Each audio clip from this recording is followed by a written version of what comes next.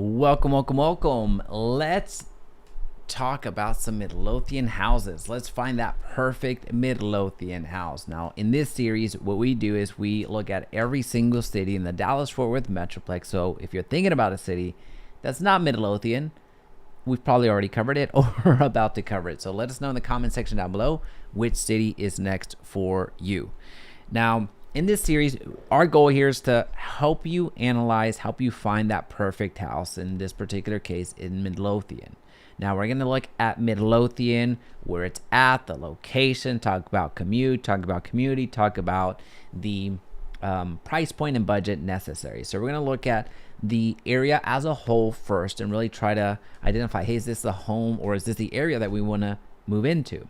The second part of our time together is going to be looking at a specific piece of real estate and go through some of the pictures, go through the description, and really look at some key things that are going to be material in our home search. So we're simulating the home search that you might be going through right now, whether that's you go into Zillow, Realtor.com, Homes.com, or wherever it is that you're going.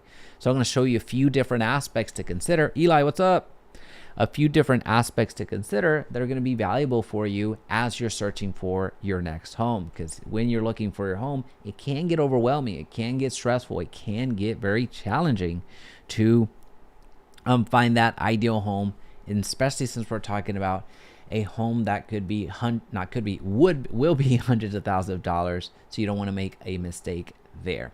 And then lastly, we're going to go into how to finance this property. So we're going to look at programs like conventional loans, FHA loans, giving you some tips on how to avoid paying mortgage insurance, and along with property taxes altogether. Now, you're not going to, I shouldn't say avoid paying, I would say mitigate it or minimize it, because you cannot get away from paying property taxes. So I need to correct myself. All right, so let's get going. Let's check out this Midlothian situation. Let's find that perfect home. So we're going to start off where a lot of us begin our journey, and that's the online portal. So for us, we're going to go straight to my website, JaimeResendiz.exprealty.com. If you have another website that you prefer that's tapped into the MLS, I'm not going to be mad if you go and use that. That's okay. The exercise is going to be very similar to this. So since we're going to Midlothian today, let's check out some brief overview information. 480 properties for sale right now in Midlothian, averaging $542,000. So the average property, which includes everything here, by the way, is $542,000. So what we're going to do is we're going to only look at single family residences for the purpose of this exercise, as that's what most of you are looking to purchase right now. And that is the only criteria that we're going to put on the market at the moment, because we're going to start off broad and then we're going to zero in on a home that we want to purchase. So let's start off where the heck Midlothian even is. As you can see, Midlothian is, at this point, I do consider it part of the Dallas-Fort Worth Metroplex in terms of the actual Metroplex, Metroplex itself. I think for me, whenever I think of the Metroplex, I think the outer, the outer perimeter, I would consider that Cleburne, I would consider that Waxahachie, I would consider that the Forneys of the world. So I would consider it here, but at the end of the day, it's going to get absorbed. The rest of these cities over here are going to get absorbed relatively quickly. So as the Metroplex is concerned, Midlothian is among the southern part of the Dallas-Fort Worth Metroplex with relatively simple access, or I'm not going to say easy, but simple access, because depending on traffic hours, rush hours, you can find yourself in a long delay if you're going to Fort Worth via 287. In fact, I just hopped on 287 this morning, or heading 67 going into downtown Dallas. The good thing is you have access to either one of those, and assuming that traffic is moderate, you're going to be in a good spot. So let's talk about that. The three questions that we ask our clients to consider very, very, very strongly at the beginning of their home search are what we call the 3 C's: the commute, the community, and the cost. Again, the commute, the community, and the cost. The commute. Whenever you are looking for a new location to call home, chances are you're probably going to be working. Not always. I understand some of you have been retired or maybe are working from home, but chances are you're going to be commuting to work.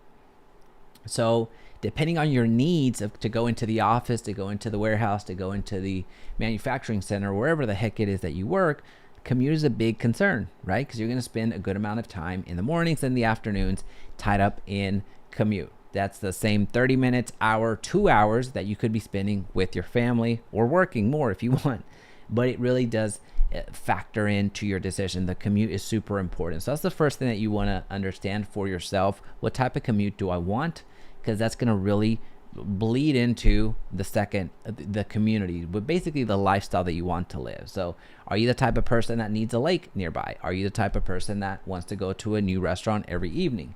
Are you the type of person that likes walking down a historic district like Waxahachie as an example?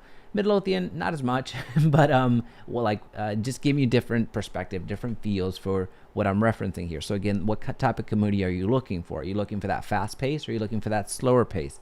Are you looking for the parks, or are you couldn't care less about a park, right? So what type of community do you want to be a part of? What type of community do you want to grow up in, or your family to grow up in? So again, commutes can be super important to the community. And then 3, which kind of dictates a significant amount, and that's the cost. Essentially, what budget are we talking about? Maybe you love Midlothian, but you can't afford the Midlothian prices. Or as an example, if you're going for a more expensive city, like you would love to live in Southlake, which has some of the highest property values in the entire country, not just the DFW Metroplex. Well, we love the commute, we love the community, but we just don't have the cost. Like we don't have the budget, right? So that's something to consider. So again, those 3 C's you need to answer for yourself. Those are musts if you're gonna make your home purchase a lot less stressful. It's gonna be just so much easier. We find that whenever we go through this assessment with our clients, they get so much clarity, so much value just answering those 3 questions. Then it just becomes about selecting that perfect property, which is what we're gonna gravitate towards.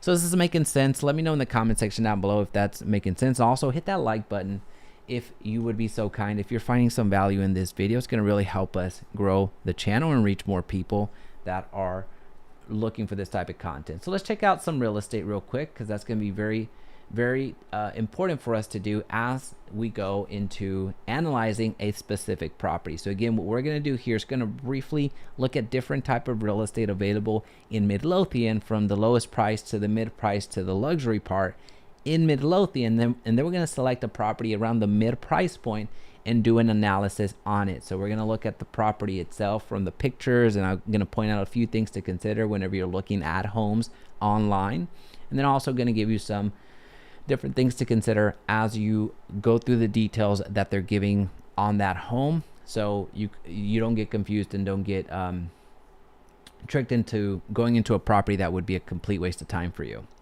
All right, so the least expensive home for sale right now, it appears to be a manufactured home. It's $200,000 in Midlothian. That's the least expensive property on the market right now.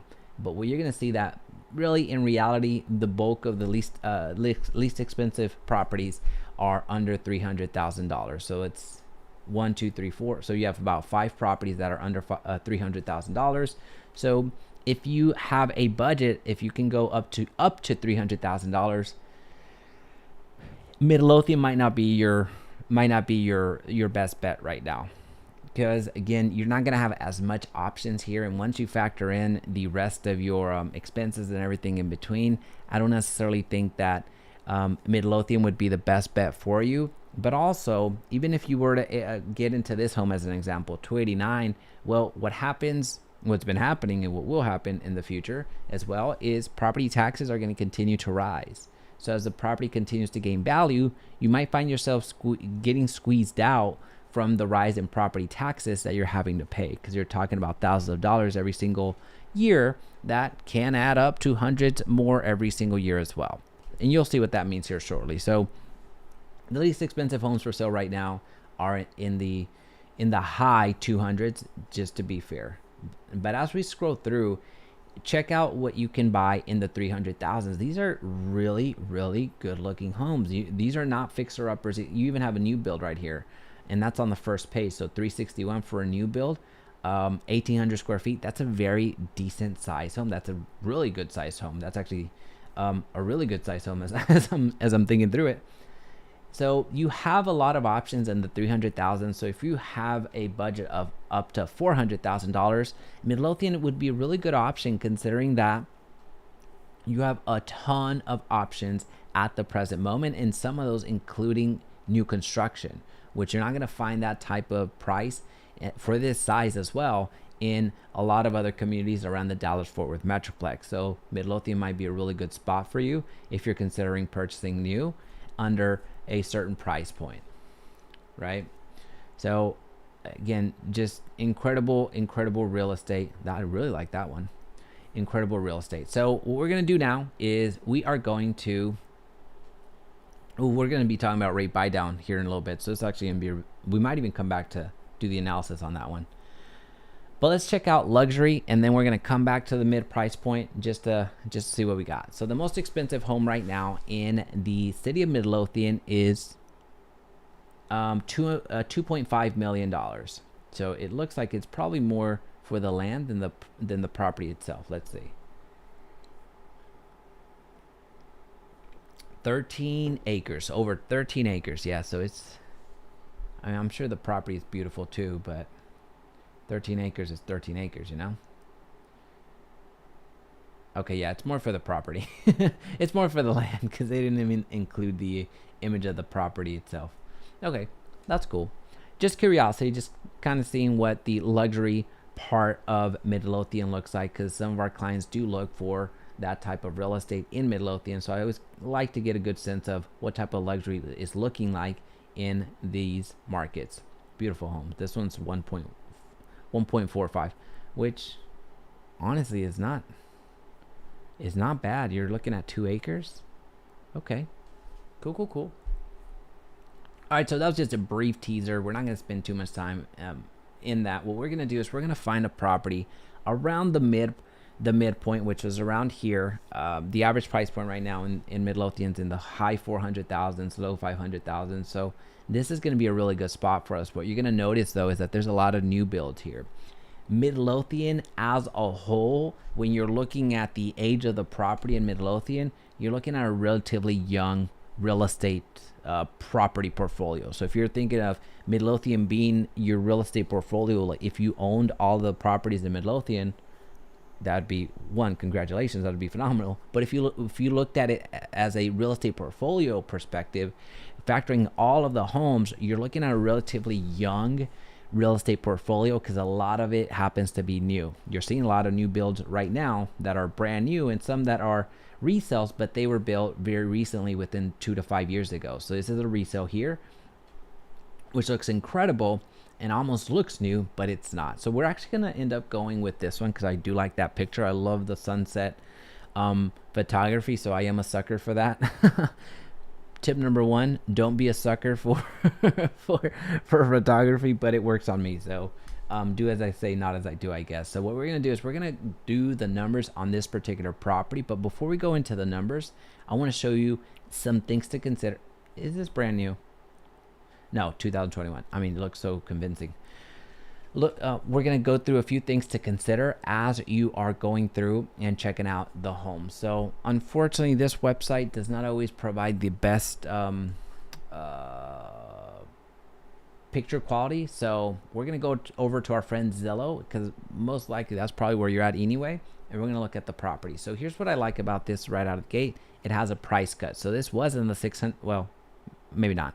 Closer to the 600,000s. It's 575 right now. 4 beds, 4 baths, over 3,000 square feet. And let's see what else would be important for us to know right out of the gate. 4 baths. So okay, so four bedrooms, 3.5 baths. So it's not 4. So it's 3 full baths and a half. 3,000 square feet on 1/5 of an acre. All right, so let's check this house out. Let's see what we can find out with this property right here. So for one, there's so many unique aspects to this particular home. This is not a lower end builder. I can already tell you that based off of the finishes, based off of the elevation, based off of what this particular property looks like. So you're going to have a garage that is not the stereotypical garage. You're going to have some stonework on it as well. And even from the roof. So there's some roof, like there's some express lines from certain builders that will put 20-year roofs on as opposed to the 30-year roof. So this is a 30-year roof, same as here. So I can see that from the neighbors as well. This was built in 2021. So there's there have been hailstorms here, but I don't necessarily think that this has already had its first roof replacement. All right, so before we get into the actual breakdown of the property itself, I want to give two quick disclaimers, because I have seen some comments in the past that I would much rather address ahead of time. So there's two quick disclaimers whenever we go through a breakdown of a particular home. Number one, it may sound that I'm being critical. It may sound like I'm pointing out some very tedious things, minor things that have no importance for whatever.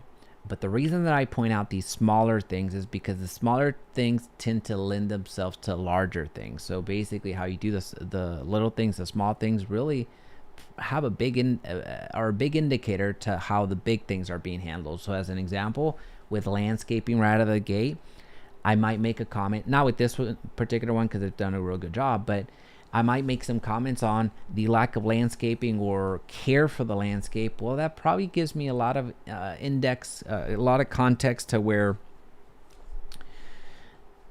if we're not taking care of the minor things, well, how we maintain the HVAC, how we cleaned out the how we changed the filter regularly as we should. Are we draining the water heater when we should? Like the bigger things that could cost us that will cost us thousands of dollars, have those been maintained correctly, right? So I may be pointing out the small things, but it's with the purpose to really highlight potentially the larger things. So that's disclaimer number one. Disclaimer number two, again, just doing this because I have seen the comments. I'm not trying to be critical for the sake of being a jerk or a hater or anything like that. But the other reason I do this, and I'm so precise with with the things that I point out, is because whenever you're searching for a property, whenever you're buying a property, that first showing that you go on, you might spend 30 to 45 minutes in that home before you're making the decision of buying this home, as an example, for $575,000. So in 30 to 45 minutes, you're making the decision to spend $575,000, right? So again, from that perspective, you don't have that much time. So you need a experienced real estate professional that can help you analyze a few things, fill in some gaps, and really be on the lookout for you. That these real estate professionals, a really good real estate professional, is able to assist you and point out some things that you might not have considered because you're buying this first house, or a house you haven't been house buying in the last 8 to 10 years. So you don't do this regularly. So you need somebody in your corner that can help you point out a few things that you might not have considered. So that's the reason that I'm so precise with a few things that I might call out here. I don't want it to be seen as I'm just critiquing for the sake of critiquing. All right, so with that being said, sorry to spend so much time on that, but I think it's important that I highlight why I'm saying a few things that I say, not because I'm a jerk, not because I don't care and I'm trying to play armchair quarterback. There's a reason. All right, so let's get going. From the landscaping perspective, this looks beautiful. This looks very well maintained. You have some seasonal based landscaping here, which me personally, I don't necessarily do that myself because I'm not that type of person from the landscaping part, but I do like seeing that from a homeowner that we go and visit the homes with. The reason being is because these are more seasonal, and that means that they're actively maintaining, they're actively checking, actively taking care of their property and the landscaping. So that says a lot of good things about them. I do like the stone finish. I do like the brick. I do like the layout. This is a beautiful looking home. All right, so something else that you're going to find quite a bit, especially with my real estate peers. You saw this super green. I wasn't going to call it out, but now I have to. Photography, right? So I talked about don't be a sucker for the photography. Do as I say, not as I do. Well, you could tell that the greens might have been touched up a bit. In this summer heat, it's impossible. It just is. It's impossible to make it this green.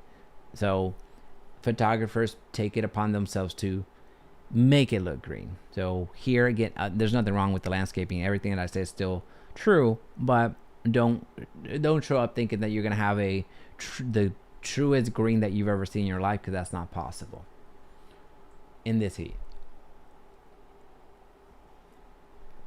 you have a very large driveway. So you even have a boat over here. We might need to look at the HOA situation here as well. That boat, I'm going to guess, is fine, but we do need to look at the HOA situation here. So you have a big, one, it's a big sidewalk, and then two, you have a big driveway. So if you have large trucks or you have multiple vehicles, you're going to be in a good spot. All right, so right out of the gate, we are into the kitchen, which I'll touch more on the photography here shortly. All right, so here's one critique. I know. I'm already talking noise. As a real estate professional, one of the things that I really, how can I say this?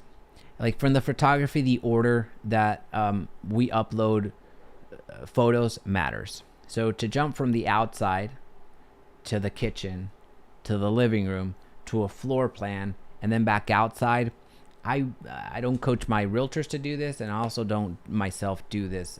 Whenever you are uploading, this is a really good shot, by the way. Whenever you're uploading photography, we do our best to tell a story. We do the best to provide the best possible experience just from the images themselves. Where the first image is the front shot, that's perfect, but the second image or the complementary image would be going through the door, right? So we want to show you where the rooms are.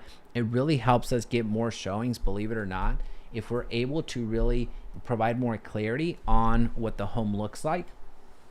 And typically the people not only show up more, but they're really ready to engage in terms of either making an offer or the feedback that we get on our listings is just that, right? So there's more intentionality with the people that end up showing. So not only do we get more showings, but we also get more serious people because of simply the way that we upload our photography, where there's no guessing on where the rooms are because we're able to pinpoint, or the way that we present the pictures, there's no getting lost on where everything is. There's no getting lost on where this room is, like anything like that. So you see we're in image 11 and 7 of those have been on the outside. 8 of those have been on the outside. 9 of those have been on the outside. So this would have been my second shot. Here's where a good thing I spent 10 minutes being so critical. I'm sorry, but of just putting the disclaimer. Now this is actually not even the homeowner part. This is more for the listing side. This is not a homeowner issue. This is more from the listing side and explaining far beyond something that you might have ever thought about. But again, I just want to share as much as possible to hopefully help you in some way that'll provide some additional context. So right out of the gate, again, I would have gone with that second image being right here, so you can go and see what's available. So from the entrance, I can already tell several things. I can tell the ceiling. So I do like that ceiling. It's higher ceilings. Not by much, but a little bit higher than normal. You're gonna have a living room right out there, so you know where it's at. You see plenty of light over here. That's very helpful. You can see that there's a bathroom over here, and then by the entrance, you did see that the garage is on the right hand side, so the garage is over here. So I'm gonna guess that there's probably a laundry room over here as well, just based off of the layout and me having a hint of knowing where this property is. Let me phrase that. Where the who this builder happens to be. And I do like this little thing that was introduced here by Zillow on the floor plan as well, so you at least get that visual. But not all platforms that you use have this, and sometimes it can be a little bit confusing. So check this out. So I do like the kitchen. It's very, very, very nice. One of the things that might come up would be the lack of storage space, which I personally think that there's plenty. But one of the things whenever we're looking at this style of kitchen, one of the more common feedbacks that I get is there's not enough storage space, which personally for me, there's more than enough, but I'm also a single dude that doesn't need as much. So there's that. This is a wide space for a wider refrigerator. So you cannot buy a fridge big enough to your fridge is gonna fit, is what I'm saying here.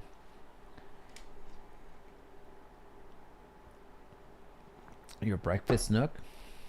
I like that. So your entrance, so off to the left-hand side, you could have either done an office, or what appears to be done here is your little exercise room. I do like that office spot there. Your living room. Good flooring. You have LVP flooring. Luxury vinyl plank, by the way. Your primary bed, I'm sorry. And your primary closet, your primary bath. So you have a shower, and I think I saw a tub over here. So you have the tub and you have the shower over here. Then you have the toilet. Is there one sink, or is there two? Okay, so there are two sinks. So you have the one sink over here and then the other sink over here. So you can not have to fight over the sink space. That's good. I do like the finishes here. So again, this is a builder that is typically selling a little bit more updated home, or a little bit higher end homes. So this is not just a stereotypical putting four walls together and calling it a home with any type of material. This is a quality builder. Based off of the finishes that I'm seeing, based off of what was included, based off of what was updated, because typically, as an example, with these countertops, typically with the lower end builder, or builder that sells in a lower end price point, they do not have they might give you they will give you granite countertops on the kitchen, but they're not going to give you this type of countertop in the restrooms.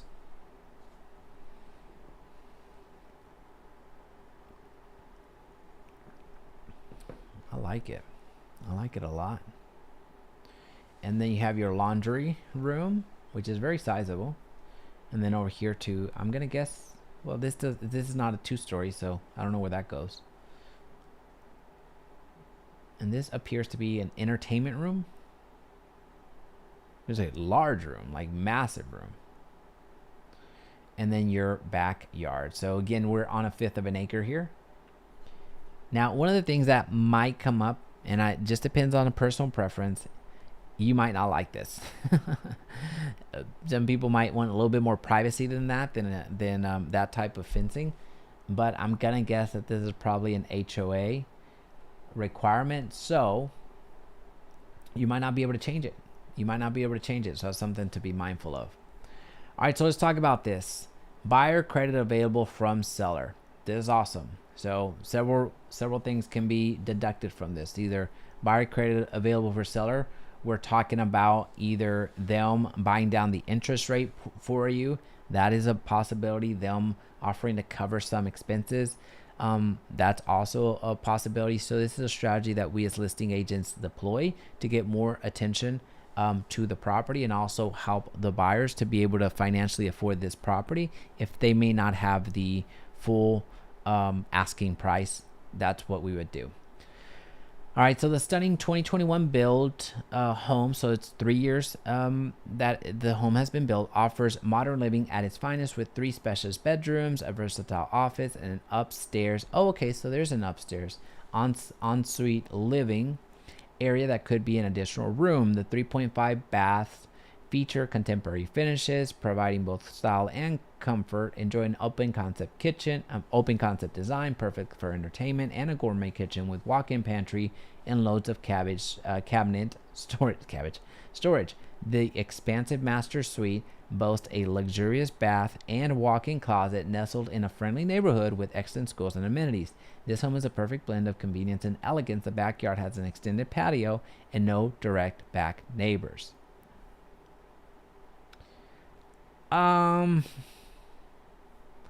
I guess that's technically correct. I mean, you be the judge. I guess technically that's correct. It's they're yeah. Is that a waterway? What is that? Anyway, I personally wouldn't have written that, but again, that's just me. What is that? Yeah, that is a waterway down there. Okay. All right, well, is that just, I think that is fencing, but I think they put some netting here. because you have the same fencing here, and that looks to be netting. Yeah, it's netting. So you're gonna need to keep this type of fence, but it appears you can put some netting here for some, at least a semblance of privacy. Yeah, you have some netting back here. So just some ideas for your neighbors. You have some solar panels throughout. So solar people that were door knocking did a good job in getting some properties to add some solar. All right, so let's see here. We're going to get some additional information from the description. Then we're going to get to moving and making the calculation that we need to in order to get going. All right, so this is in Ellis County. This is going to be important whenever we do our property tax breakdown. This is Midlothian, of course. The year was built like 3 years ago. So basically your big things are still going to work. Your HVACs, your water heaters, your like major appliances, they've got room to run. So you're in a good spot. Taxes. Don't get married to these taxes. These are the taxes that are the homeowners right now are paying. These are not the ones that you're going to be paying. I'm going to show you how to calculate those here shortly. That's why we need some of this information. 4 beds, 3.5 baths, 3,000 square feet, massive home, 1/5 of an acre, good sized lot. So we're in a good spot so far. All right, so utilities, the city sewer, city water, makes sense. Possession, closing, and funding. So what that means is whenever the property is sold, you can immediately take possession of it. They're not going to require a lease back, or at least not right now. Roof, composition roof, so it's a 30-year roof right there from what I saw. Appliances, fair enough. Association fees, $454. Based off of what I saw and kind of where we're at, I'm going to guess that this is yearly. This is not biannually, which sometimes they're presented interchangeably. So I'm going to guess that this is your yearly budget for homeowners association fees, so HOA fees. 2-car garage, Midlothian ISD. This is going to be important for us whenever we do our breakdown in property taxes. Year built 2021, so 2 stories. Will subdivide. Owner occupied, County Ellis. And association fee frequency annually. Okay. Perfect. All right, that's all the information that I needed. The rest of the information is pretty self-explanatory, so we can get to work on our breakdown. So what you're seeing right now is what it's called our Loan Clarity Advisor. This Loan Clarity Advisor tool gives us a way for us to compare loans. Now this is linked down below, so make sure that you go and check it out. But also you can go to winthehouseyoulove.com, which is actually a YouTube channel as well by our friend Kyle Seagraves, who created this tool, which he's a friend of the channel, friend of mine, and we use this tool across all of our discovery calls with all of our personal clients. So it's been super helpful for us. So if you want a copy, check out the link down below, and or just go straight to his website and get it for yourself. All right, so we're going to use exact amounts. We're not going to use estimates because we're going to be breaking this down a little bit more manually, but you do have the ability of doing estimates, which is going to give you, just go to Texas and then move this around based off of the numbers that I give you here shortly. So let's do some math real quick. So we're going to buy this property in Midlothian for $575. So $575,000 in Midlothian is what we're doing. That's our purchase price. Now, what we have to do is we have to calculate our property taxes. Property taxes, just so you know, in the Dallas-Fort Worth Metroplex, they range from 1.8% to about 3%. That's your range. So think about paying 2.5%. I'm going to give us the exact number here shortly, but you're paying 2.5% or something close to that on average. You're paying that every single year of the value of your home. So just keep that in mind. You're paying that every single year. So whenever you become a homeowner, you're paying property taxes, and that can amount to a lot of money every single year. And oftentimes it does. So number one thing to understand is that you're paying property taxes on when you own a property. Number two, here in the Dallas-Fort Worth Metroplex, the average is 1.8 to about 3%. So here in Texas overall, the property taxes are high. The average property tax rate for Texas, actually Texas has the 6th highest property tax rate in the country, with New Jersey being number 1. And then number 3, the third thing to understand is that when you're looking for property tax rates, the actual rate for the city that you're looking to move into, in this case is Midlothian, you're looking for up to 5 numbers. the city tax rate, the county tax rate, the ISD tax rate. These three for sure you're going to need to find these and add them together to get your true property tax rate. Oftentimes you're going to have two additional ones though. It's going to be the higher education, so think of community college, and a hospital network.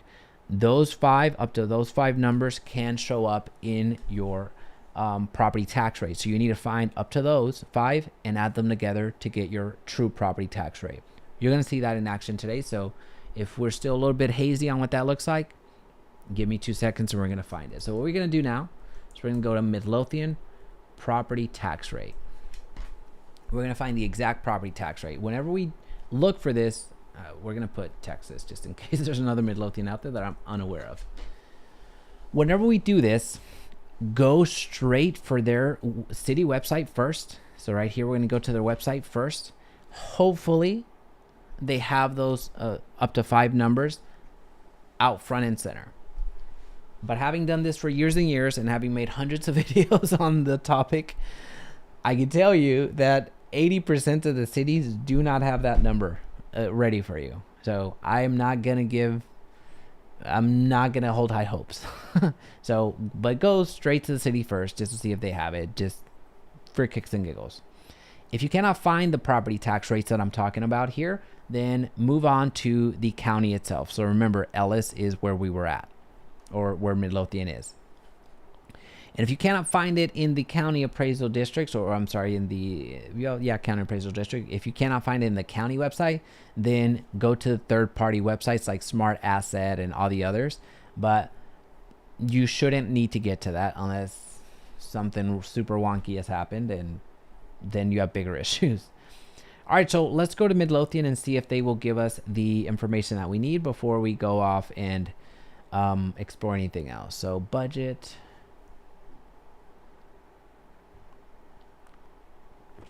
Let's see if this is just a notice. I'm going to breeze through here real quick and just get to where we need to, and then I'll pause for a quick second and break it down. Now it's just a budget. That's not going to do much. Budgets, tax rates. Okay. State of Texas. Oh, that's the sales tax. Okay. Okay. They're not here. They're not here. No big deal. We're gonna make our own luck. So the rates that we need are not here. What we're gonna do is we're gonna go to the county.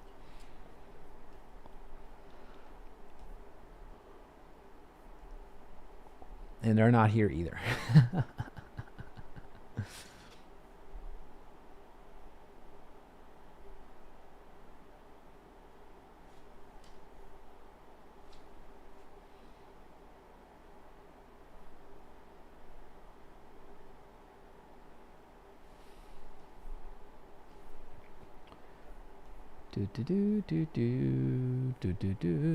This is one of those cases.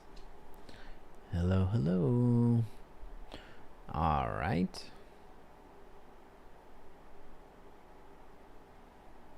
No, this is not going to be it either.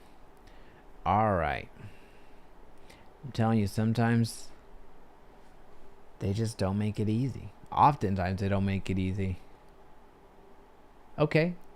Okay, here we go. All right, so I'll be honest. I don't know what these economic developments are. I don't think they are directly from the city based off, because I've experienced this with Cedar Hill. I've experienced this with Red Oak. I've experienced this with other cities. But this website, I mean, it's as close as we're going to get. So we're going to use it. We're going to use it. Now, the reason that I'm even hesitant to use this number is because in my experience, and most recent experience, you actually even saw it on this channel. I believe it was Cedar Hill. We used one of these websites, the economic development websites, and the tax rates were wrong, like just straight up wrong. So when I reached out to them, they really didn't give too, they really didn't care too much. And if I were to go there now, I'll check it now real quick.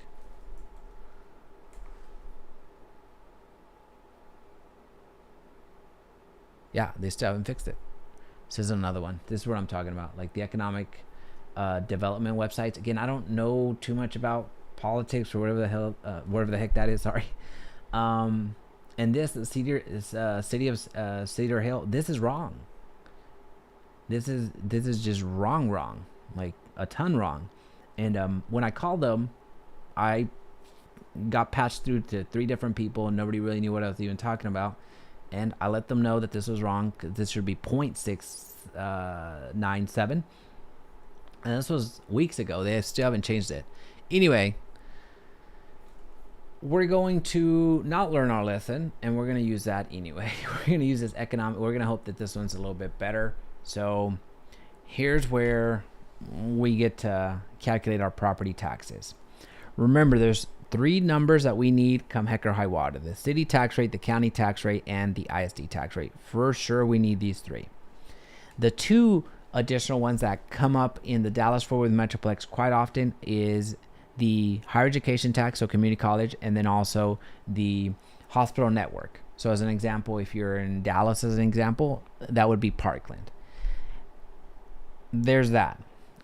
I don't foresee that being an issue for Midlothian. These other 2, I don't foresee those 2 taxes being applicable here. What I do see be important here, most likely, is going to be what's called a MUD tax, so municipal utility district. There's a tax for that, and a PID, I think it's called Public Improvement Development Tax or something like that. So MUDs or PIDs, that's very common out here, more towards outside of the Dallas-Fort Worth Metroplex. I do expect to see something like that here. The fact that I don't see it here doesn't give me the fuzzies, doesn't give me the worms and fuzzies, or whatever that saying is, that we have the entire picture. But lack of more additional resources or evidence here, we're gonna have to make do with this. We're not gonna be off by much, but this is one of those that, like, what do you call that? I cannot guarantee my work. I cannot guarantee my work based off of the information that's in front of me. Now, a pro tip. We are running out of time. A pro tip would be to find a new construction community and ask them what the MUDs and PIDs are, so what taxes are, and then add them to this. That would be a pro tip. That pro tip I cannot take me up on right now, because we have to keep it moving. So we're going to say that the Midlothian taxes right now are 2.03%. So what we're going to do is we're going to multiply we're going to multiply 0.0203%. That's the property tax that we are saying that this is going to be assessed at. And we're going to multiply that times the market value, not the assessed value, for a few reasons that I'm going to share here shortly. So our property tax right now, from what we can calculate, is going to be almost $12,000. So we're going to divide that by 12. That gives us $973 per month. That's our property taxes. Now, the reason that we're using the market value is because I want to give a conservative number for the monthly property taxes, so you're not surprised in the end. And the reason that this is a conservative number is because I can almost guarantee you that the assessed value, the value that you're being taxed against, is actually less than what we just calculated. The assessed value factors in several different things. It has a cap on how much the property can rise every year. You have exemptions on that you can apply on the home, like a homestead exemption if you're over 65, if you have disability, whatever the case may be. You have some exemptions to protect you from the assessed value of your home continuing to rise. Again, this is how much you're paying in property taxes, or the value that the county uses to calculate your property taxes. So it's to your benefit that the assessed value is as close to zero as possible, so as low as possible. And the market value, which is what we're using today, you want this to be as high as possible, because that means that's how much you're selling it for. So these have no correlation with each other. It just oftentimes means that this one is less than the market value. Hopefully that makes sense. Homeowners insurance, we use a simple calculation. We multiply 0.75% times the value of the home. So 0.75%, if we use that as a decimal, since we're going to calculate that by hand, we're going to put 0.0075. So 0.0075 times 575, 575,000. That's $4,300 in insurance premiums. So that comes out to about $360 per month in home insurance. This is an estimate. This is a reasonable estimate. As home insurance continues to rise, you're probably going to need to use 0.8% as opposed to 0.75%. HOAs, we saw that the HOA on this property was what, 454. So we're just going to divide that. 454, divide that by 12. That's about $38. So we're going to use $38. Here we go. All right, so now we have our monthly property tax, our home insurance monthly premium, and our monthly HOA. We include the monthly HOA here for budget purposes. This is not part of our mortgage payment. For our loan options, we're going to give ourselves 3 distinct ways to buy this house. We're going to give ourselves a conventional 5% down plan, an FHA 5%, and then a conventional 20. These are the 3 options that we're going to give ourselves. So let's talk about this for a quick second. When you buy a house, you can buy the house in cash if you so choose and are able to. That's awesome. But what most people do is we take out a loan to purchase a home. And that home becomes what's called a mortgage. And that loan becomes what's called a mortgage. So when you get a mortgage, you have several different loan options to choose from. You can go conventional, FHA, USDA, VA, portfolio loans, so many different types of loans. But the 2 most common types of loans are conventional and FHA. With a conventional loan, the minimum down payment that you can put down is 3% down. So you at least need 3% to get into this loan. In an FHA loan, the minimum down payment is 3.5%. That's the minimum that you can pay in to get qualified. So those are minimums. Now, the 20%. Why am I using 20%? I want to give that big distinction between putting 20% down versus 5% in any one of these products. The reason being is because if you put less than 20% down, whether it's a conventional or an FHA, if you put less than 20% down, you're paying what's called mortgage insurance. Mortgage insurance is an insurance that the lender puts on you in the event that you default. So not only do they take their property back, which they were going to get anyway, but they also have an insurance on you in the event that you default. And here's the funny part: you get to pay for that premium. You get to pay for that fee. You get to pay for that pleasure, right, of them having that additional insurance on you because you didn't put 20% down, right? So I don't want this to be like, oh, well, I'm going to do everything possible to avoid mortgage insurance. It's not about that. I'll show you the numbers. It's not about that. It's just sharing with you where it's coming from. So that's one thing to know. If you put less than 20% down, you're paying mortgage insurance. Now, if you get a conventional loan, eventually, around 10 years or so, eventually on paper, in 10 years, your mortgage insurance drops off. I'm going to show you exactly when that drops off on paper here shortly, but conventional, eventually you get through with the mortgage insurance as you make payments and become the owner of your property of over 20%. So the moment that you own 20% and beyond, you're in a good spot. With an FHA loan, that mortgage insurance that you're being assessed, I'll show you the numbers here shortly, does not go away. So the only way that you get rid of the mortgage insurance with an FHA loan is either pay off that loan completely, sell that house, and or refinance. Those are the only ways to get rid of mortgage insurance. Let's continue. So for our purposes today, we're going to put 5% down. 5% seems to be the sweet spot for many of our clients, so that's what we're going to use today. And then also, well, actually, not and then also, that's just the case. The length of the loan, 30 years, is pretty standard, but you can do 20%. You can do, 20 years. You can do 15 years, but 30%, 30 years is pretty common.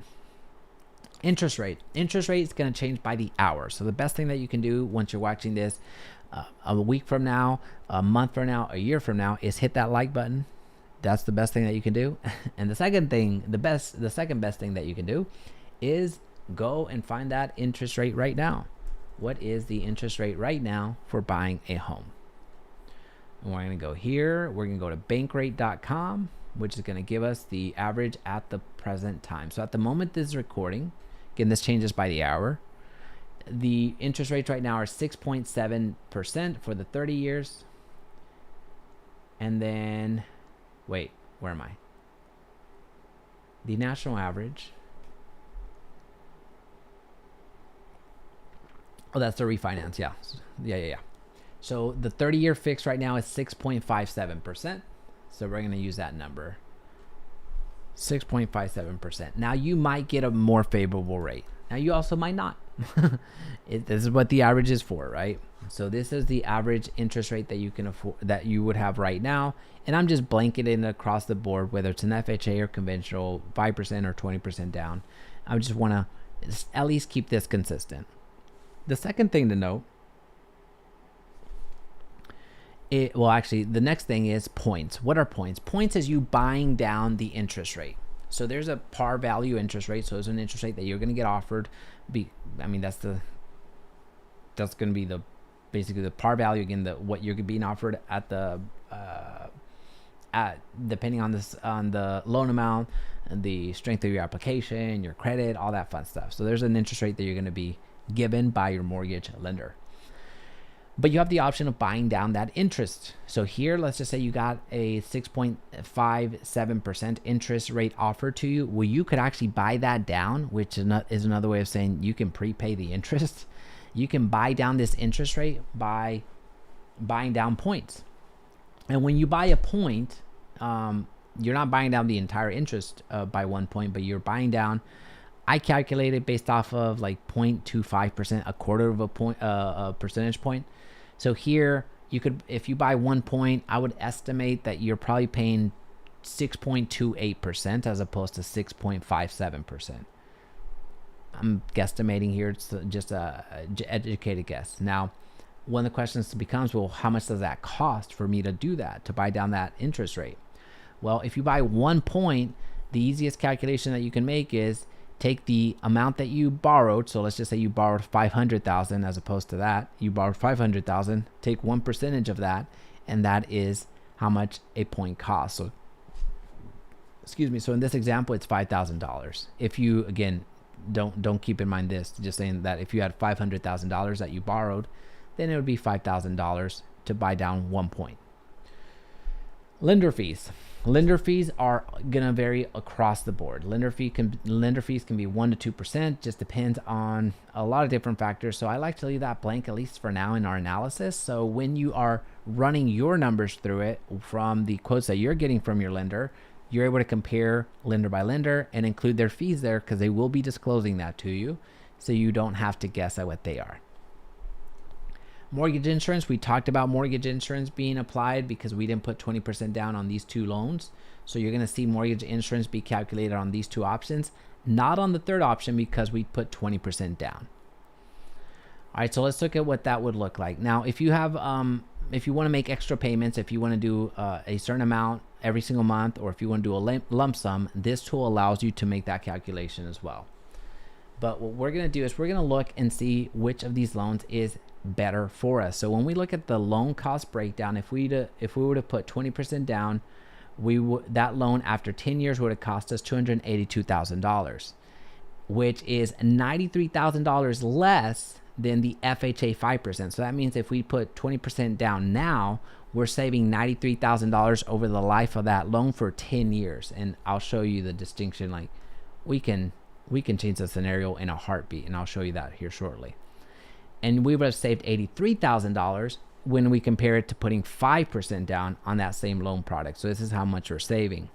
Where is this coming from? Well, not partly, all of it, and basically it's coming from the amount that you borrowed, and because here you borrowed more, so that means that you're paying more in interest.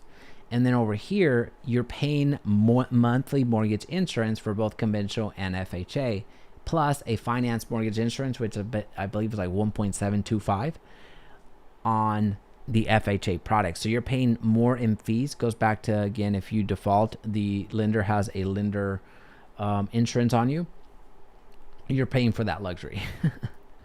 Now, again, this is after 10 years. This changes radically after 30 years. So if in 30 years, you would have saved $187,000 over the life of that loan, just in pure savings, right? So if you do 20% versus the conventional 5 versus the FHA 5%.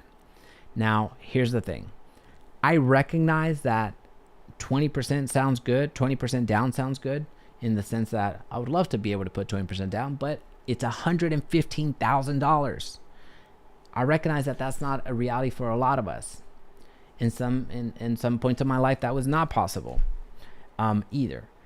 So if you're able to put 20% down, awesome, God bless you. You make the decision. Do I want to put 20% down? Is it worth for me saving this amount? Or can I find a way to use that difference between this and that, use that difference of what is it? I shouldn't do this math, like $85,000, $90,000. Can I find a better vehicle to use those $90,000 to save me more than that or make me more than that? So that's basically a business decision for you. Just note that you don't have to put 20% down. Sometimes the difference between being a homeowner and not is doing the minimum of 3% down or 5% down and being okay, at least accepting the fact that, okay, I'll be paying monthly mortgage insurance, but at least I have a home. I can stomach $273,000 than having or trying to wait to save up to $115,000 simply because I don't want to pay mortgage insurance. That's a decision for you to make. These are just the numbers, what they are. For me, it's something that I wrestle with just on how to best advise people. So I just better just show you the math. If you're able to do 20% and are willing to do that, awesome. This is what it looks like. If you're not able, if you're not able, then let's look at what would be a better option for you. Let's talk about monthly payments real quick. So in year 1, your monthly payment is going to be different than year 20. Several reasons for that, but let's check out year number 1. In our year 1 monthly payments, you're looking at, with your conventional, it being 43% down. I'm sorry, $4,300. FHA $5,136. Conventional $5,122. So again, we're buying this house in Midlothian, and the value is $575. That's the calculation that we're doing. Now, one commonality that you're going to find across all 3 loans, the conventional 5, FHA 5, and conventional 20, is that the majority of your payments at the beginning go towards interest. So you see that this amount goes to principal and this goes to interest. And that's across the board. For the first 20 years, you're going to be paying more into the interest than you are towards the principal. So let me say that again. For the first 20 years, you're paying more into the interest than you are into the principal. And if you want to fact check me, all you have to do is go down to the amortization table here on this tool, go to any one of these, and you're going to find that to be the case, that this column right here is the principal, this is the interest, and this is partial payment. So here, this number is not going to change, this payment amount is not going to change, but how much goes towards principal and how much goes to interest is. So as you scroll down, this principal column continues to rise, and this continues to decrease. And then somewhere around 230-ish or so, you're going to find that. You're going to find that right here, you still have more going to interest than you are to principal. But the following month, you finally broke through and you're paying more towards principal than you are towards interest. So this is going to be about year, I said year 20, but basically it's the same thing. This is year 20. You're a few months removed from that. So it takes you about 20 years to pay more in principal than to interest, which is shocking. just shocking. Anyway, so I wanted to explain that. The rest of the payment goes into the taxes. That's why it's important for us to know property taxes, homeowners insurance, mortgage insurance that we're paying, and then HOAs. We're not paying this in our monthly mortgage payment, but we do include it here just so you the cost of home ownership. Now I want to show you, at any point in time, you get to see how much of the home you own. So as an example, to illustrate how important it is that you pay more towards principal, or try to pay more towards principal than the interest is, after year 21, you're going to see that you own just over 50% of your home after 21 years. Keep in mind, those 21 years, you only have 9 years left. Well, in those 9 years, that's where you start paying more towards principal than interest. So in those same 9 years, you do way more heavy lifting than what you did in the previous 21 when it comes to servicing the debt. That's how big of a difference that can be. And then when we talked about math, showing you the math on when the mortgage insurance rate falls away, in conventional 5% down, you eventually get rid of that mortgage insurance, and that's after 10 years and a half, just on math, just on paper, meaning that I haven't even factored in the appreciation of the home. So the appreciation of your home will allow this the mortgage insurance to fall off even faster. selling and appreciation. So let's talk about our exit strategy because it's important. One of the big, let's talk about our exit strategy. So let's just say we buy this house for $575,000 in Midlothian, and after 10 years, we want to sell it. What would that look like for us? Did I make money? Did I lose money? What was my housing cost? Well, we're going to make that determination right now. So after 10 years, let's just say every single year, the home appreciated a modest 3%. That's very reasonable. And also, let's say that the cost to sell this home after those 10 years, let's say it costs us 7%. When you factor in real estate agent commissions, title work, fixing it up, whatever the case may be, we factor all that in. The taxes increase per year. Let's just say that our property taxes increase 3% every single year. And then also that our homeowner's insurance premium continued to rise by 3% every single year. Well, once we factor that in, we get to see what our housing cost was for those 10 years. And we factor in the appreciation gain. So how much the home grew in value, the cost to sell, how much it cost us to sell that property with attorney's fees, title fees, realtor fees, everything in between. The loan cost, how much it cost us to finance that, because it's going to be different based off of how we got into the property. The property taxes that we paid every single year, the home insurance premiums that we paid every year, the HOA that we paid every single year, the HOA that we've been paying every single year, and essentially our cost became $410,000 to live in this home. If we did conventional 5, if we did FHA 5, it would cost us $420. If we did conventional 20%, it would have cost us $326,000. So we took the positive and subtracted it minus the negatives, if you will, or minus these. And what that ended up coming to is this was a cost for us to live in this home for 10 years. Now, if we compare it to renting, this is what the math would look like. If we compare a similar size property in this area, let's say it's $3,300 per month with an annual increase of 3% per year, our housing cost, the same 10 years that it cost us to live in this house, would have cost us $461,000. This is actual cost. This is when you factor in the expenses that we don't necessarily think about. So that's a little bit about the exit strategy. That's something I like showing people because oftentimes we get into the mindset of I have to buy, or I have to rent. Well, here's a bit of the math to consider. And some of you that have been so adamant about renting might look more favorably on buying. Some of you that have been only buy might look at the renting situation and think, well, hey, that might not be a bad option based off of what you're seeing here. Either way, if you have any questions, comments, concerns, please feel free to drop them in the chat. If you're finding value in this video, please make sure to hit that like button and also subscribe. We welcome you to the community. And if we can help you buy or sell in the Dallas-Fort Worth Metroplex now or in the future, let us know. Our contact information is down below. Outside of that, see you on the next video. Thanks so much.